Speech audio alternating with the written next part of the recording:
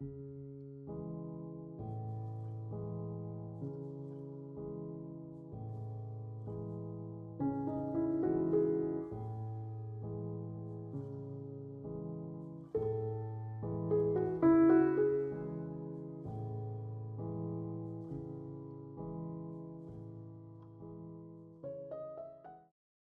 everyone. First of all, what kind of church is this? That's all this. I've never been in such a church. Right. I'm here today to talk about the errors of Islam. I'll be reading mostly from the notes that I prepared. Right. So today we are looking only at 5 errors that I consider to be major errors in Islam's belief. So the first one is, if the Christian has as a final authority the Bible, the Muslim has also a final authority too, the Quran. They also have a second authority, that is the Hadith. These are books with writings, just like we have the Bible with its writings. So you can see some similarities. A couple of interesting facts about this first point. It is important to notice that the Quran was written approximately in 610 AD.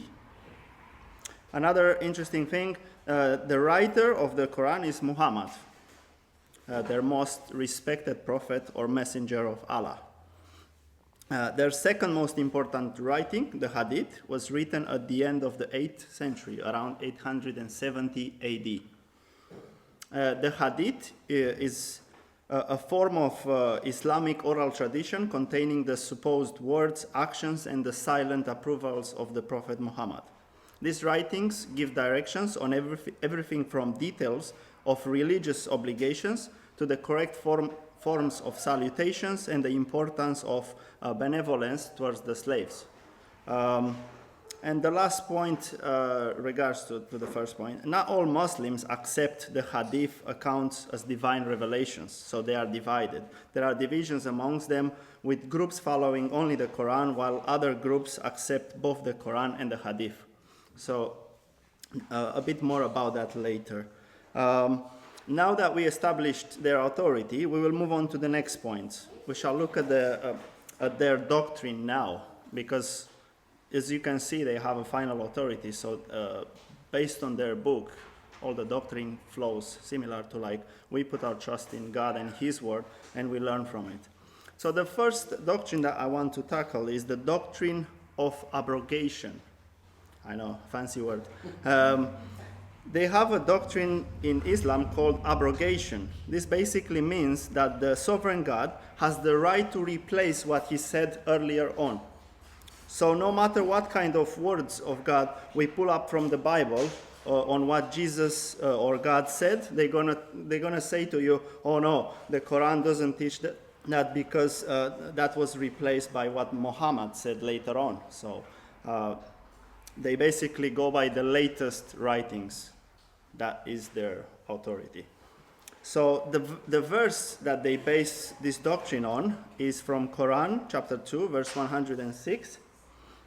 Which says, "We do not abrogate a verse or cause it to be forgotten, except that we bring forth one better than it or similar to it. Do you not know that Allah is over all things competent?" So that's the quote from which they put this doctrine.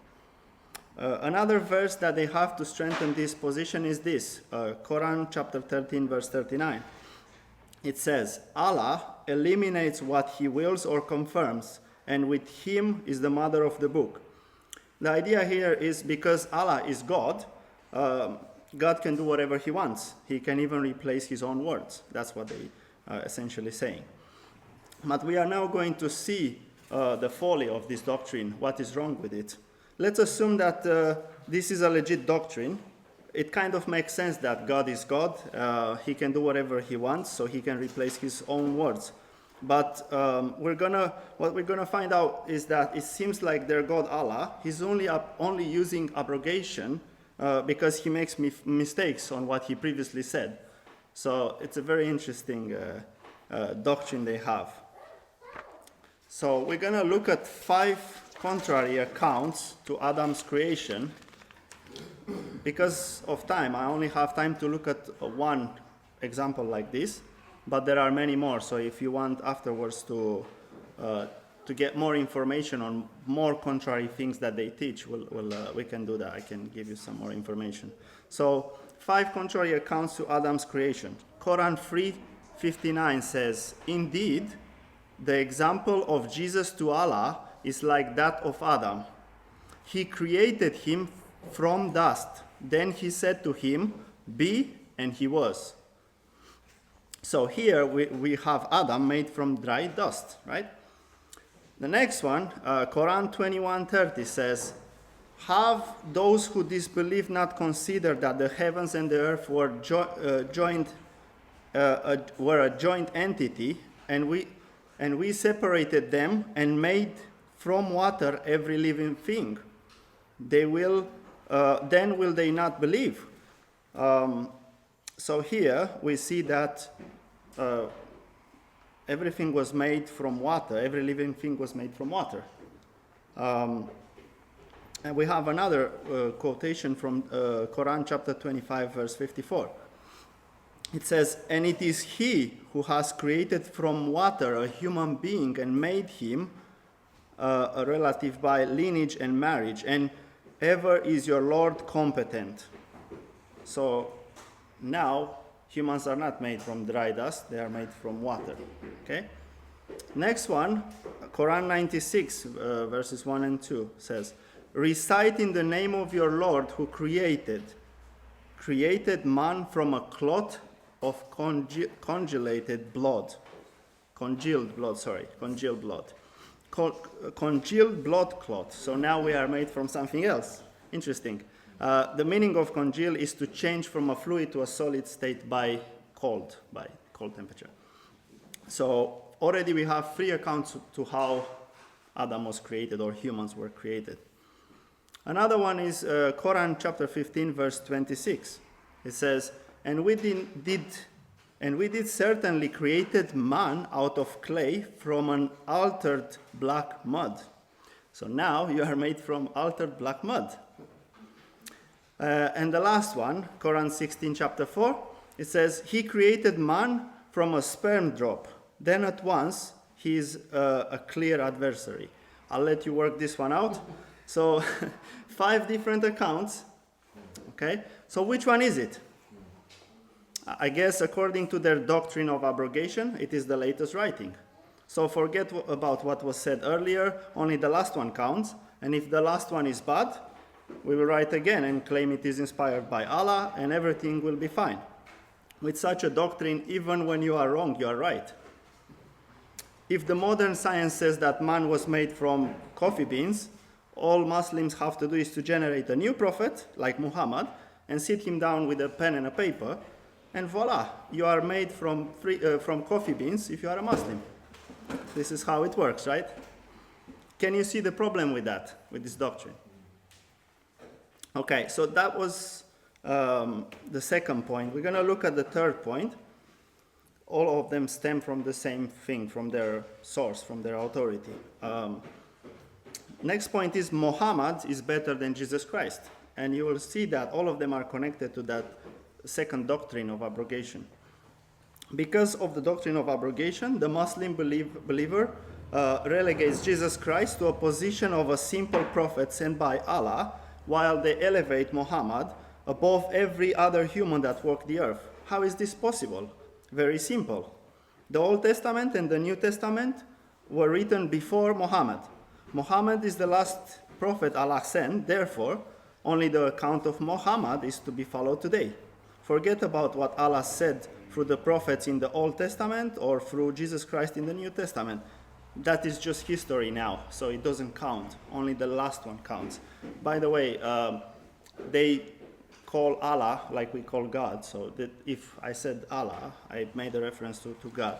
I refer to God because they say that we and them, we have the same God, but I don't think so. Now, do you still believe that Satan is not the most intelligent created being after you just seen how they got rid of the Bible in just with one verse? They just put the doctrine of abrogation, and all of a sudden the Bible doesn't even exist for them. It's history. It doesn't matter. So I think it's very interesting how easy it is to make a small change, and everything else, your whole belief system it turns into a mess. Okay, point number 4. They have a works plus faith doctrine for getting into heaven. So similarly to many other religions, they believe that in order to get to heaven, you don't have to keep faith in Jesus Christ. You have to have a faith in Allah plus do their essential works, which you can read from their books. It's similar with the Catholics. The Catholics have a similar one. Only Catholics, they believe in Jesus Christ to some extent, but they also teach works. And last point, Muslims don't believe in the Godhead or the Trinity. For them, Allah or God is one, not 3 persons in one God, 1 person in one God. So this is what they teach. And I just want to finish with this. I think it's very interesting that all these false religions, the Muslims, the Catholics, Seventh-day Adventists, they have so many things in common, yet they are so different. But I believe the Bible speaks about all of them, they will join in one religion at the end. And you can see so clearly how this can be happening, because they have so many similarities, such as the Catholics, they pray to the saints. The Muslims can make a concession, and they can do that too. They believe in a faith plus work system, which pretty much 99% of religions do that as well. So they're going to be assimilated. They're going to be incorporated into one religion. It's not going to be a difficult thing for them to do this. So, this is 5 errors of Muslims, of Islam. Thank you.